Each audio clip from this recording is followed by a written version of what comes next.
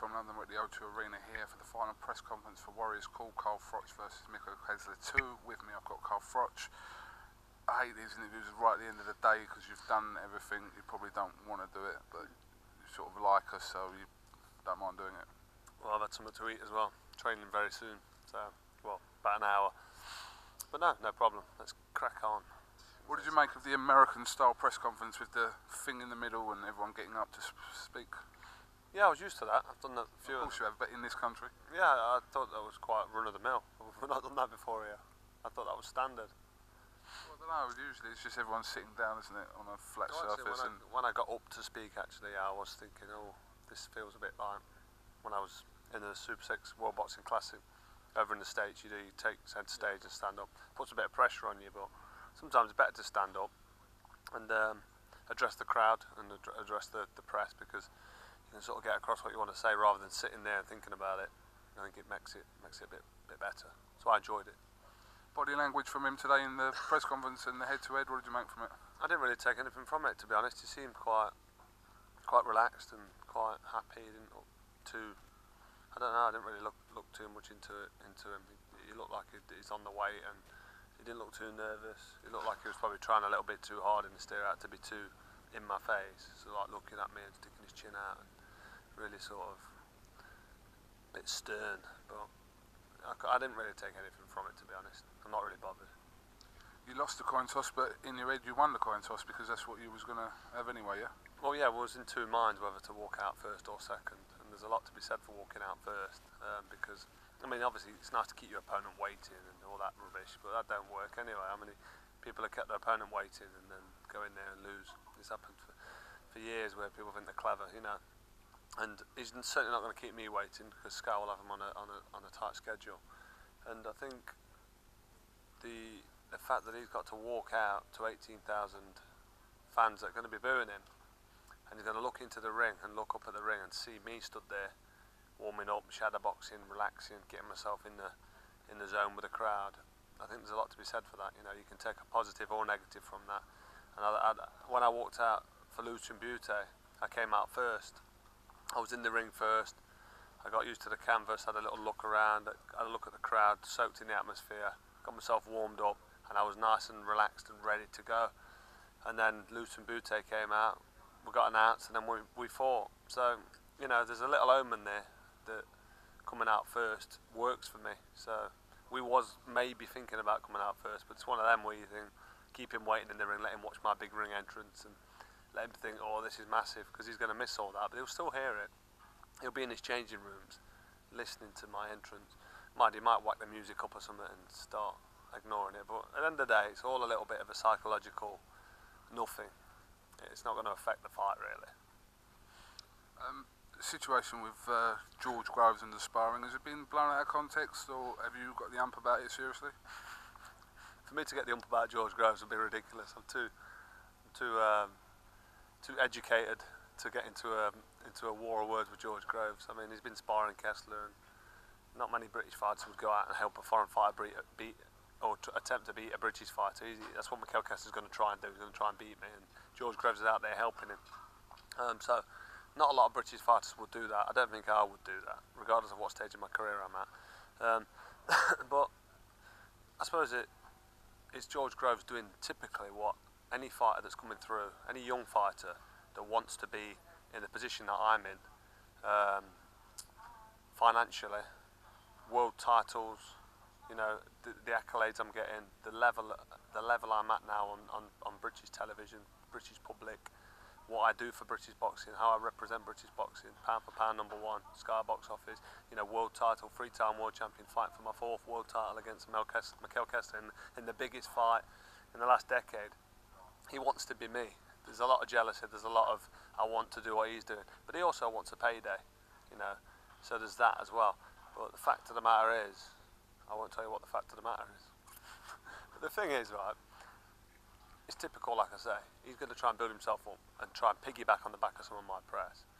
And I'm just not interested in what he's got to say, or what Nathan Cleverley's doing, or what George Groves is doing. I've had a bit of a laugh with it, I'm not bothered, but I'm hearing that he genuinely doesn't like me, and I'm genuinely not bothered. So, I asked him whether he liked you, and he said Well, he sort of didn't answer either way, but gave the impression that, just for the sake of the question, that he did. So I'll ask you the same. Do you particularly like George or dislike him? You know what? When he fought James DeGale, I really wanted him to win. I can remember sitting in Starbucks, listening to it on my phone or the iPod, whatever it was, to the fight. And when he announced the decision that George Groves won, the coffee went everywhere. I lost my mind. I was really genuinely excited and happy for George Groves winning that. But it seems he's developed this whopping ego since winning that fight, and he seems, I don't know what he's, like I said, he's just trying to put himself on a bit of a pedestal and trying to put himself in a position where he can challenge me, which is fair enough. But what he needs to do, and what I've said before, he needs to beat somebody of note. This guy he's fighting, this Noah Gonzalez, you know, it's going to prove nothing. It's going to prove absolutely nothing. He needs to fight somebody who's a bit of a name. You know, he's talking about Aluchin Butte or who else? I don't follow boxing. Give me some names. Alpha Abraham, is he retired? Stieglitz is who he's looking for, I suppose. No, there's a couple of fights out there that he needs to fight where people will say, right, okay, George Groves had a good win there, and now potentially he could fight the man that is the Cobra. But until that happens, the fight with George Groves ain't going to happen. And you can see what George is doing, you see what Adam Booth's doing and trying to build it, and it's a domestic fight, and potentially it could be big. But the problem is, the first time I hit him with a 10-ounce glove, the fight's over. That's the problem, and I think people know that. As soon as that 10-ounce Lonsdale glove connects on the chin, he gets rendered unconscious, guaranteed, and he knows it.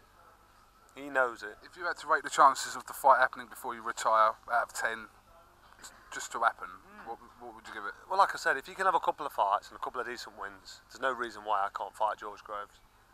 So potentially, you know, as long as I'm around for the next year or 18 months, that could be built, into a big fight. It really could.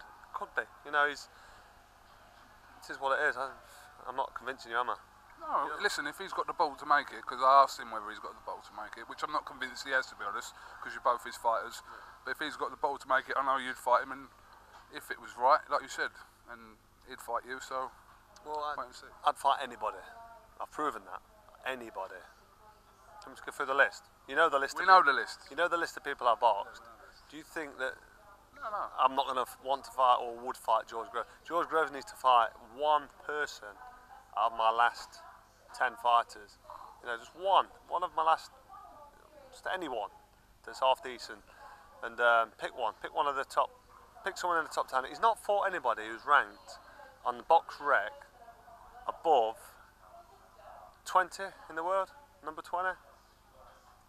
He's not fought a top 10 fighter or top 15 fighter in box rec. He's not fought anybody in the top 15, I think.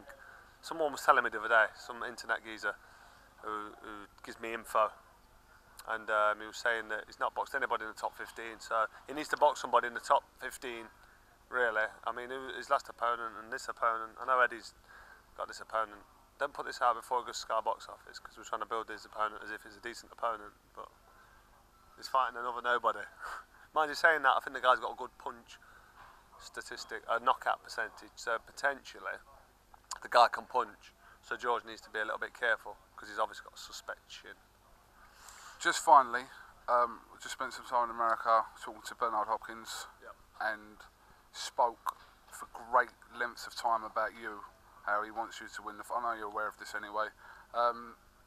Is that a fight that somewhere down the line may interest you? Yes.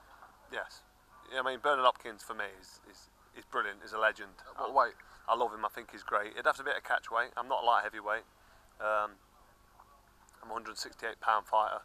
He's 175. I think he gets in the ring at about 190 on the night. I'd be stupid to get in like I do at 170 on the night and fight somebody who's that heavy. Be giving away a lot of weight.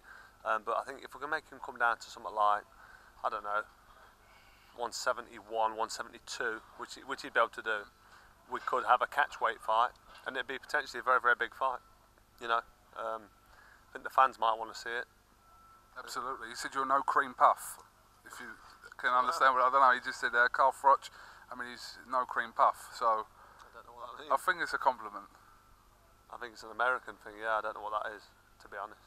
No cream puff. Yeah, he's no cream puff. Like, I don't know. Not a mug. I don't know. I think he rates me. He's got a lot of respect for me. He's seen the career I've had, and he's seen the people I've boxed, and he's seen the fact that, you know, I give him a lot of respect, and it's deserved respect. I was in Fort Lauderdale for 6 weeks training with Howard Eastman before he boxed Hopkins many years ago, and you know, he's been going for forever. I think that was his 20th world title defence all them years ago. Seems to have been around forever, but I can't say anything against Bernard Hopkins or give him any sort of stick, even though he's probably too old to be boxing. He still seems to be doing it. He still seems to be representing the sport in a very, very good light, doing himself proud and the sport proud. And I think he gives anybody a hard fight because he's so tricky and awkward, and he knows the sport inside out, and he knows the game inside out. But he's adopted his style to work for him. And obviously it's quite an energy conserving style, which you can expect because he's getting on for 50 years old. But what he does well. I mean, he beat Tavares Cloud in a great fight. I mean, he totally just schooled him. So he's a tricky customer, and he's one of them fighters that can call out anybody because potentially it can beat anybody. All right, we're getting hurried along. Thank you very much for talking to I Film London. We didn't get our one-on-one with Kessler, but we got our one with our man Froch. So appreciate your time waiting about for us. Pleasure. Coogan Cassis with Carl Froch here for I Film London. Thank you very much.